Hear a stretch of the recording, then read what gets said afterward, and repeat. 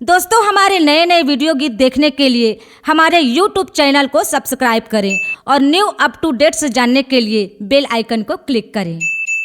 हाय रे बड़ा हाल हो गया, दुजन है गोसे निंदी के काल हो गे। हाय रे बड़ा हाल हो गया, दुजन है गोसे निंदी के काल हो गे। दुजन है गोसे निंदी के काल हो गे।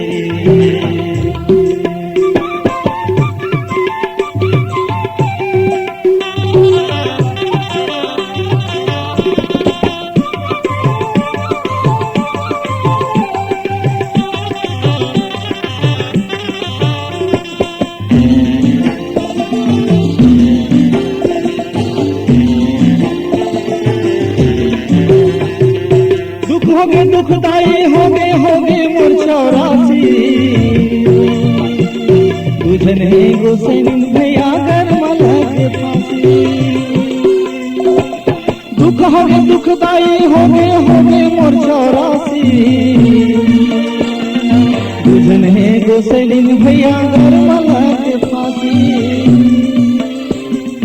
हाय रे मारा हाल हो गया, तुझन है गोसे हिंदी के काल हो गे। तुझन है गोसे हिंदी के काल हो गे।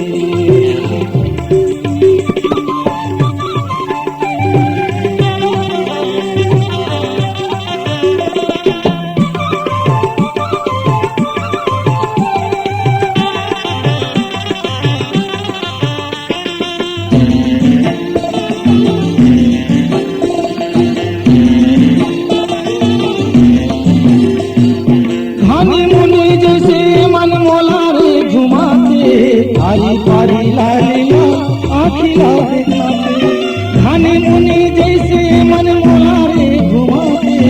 लाले लाले आँखी से मन रे दिखाते। हाय रे बारा हाल हो गया, तुझन है गोसे निंदी के काल हो गे।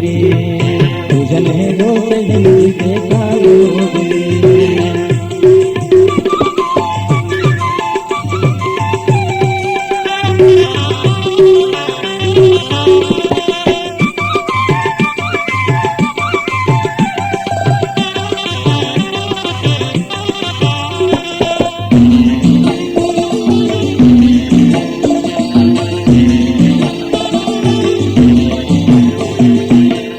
के चरित्र भगवान हने पाई, मान ले हो कहना मोहन समझाई।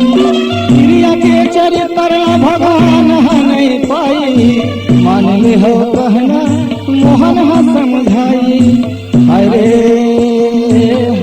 बारा हाल हो गया, तुझन है गोसे निंदी के काल हो गे। तुझन है गोसे निंदी के काल हो गे।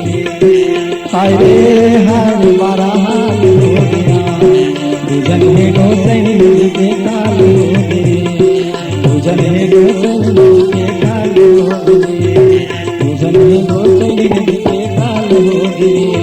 तुझन है गोसे निंदी के काल हो गे। तुझन है गोसे निंदी के काल हो गे। C-Log Digital Recording Studio, Cordoba. Contact number 99071192115.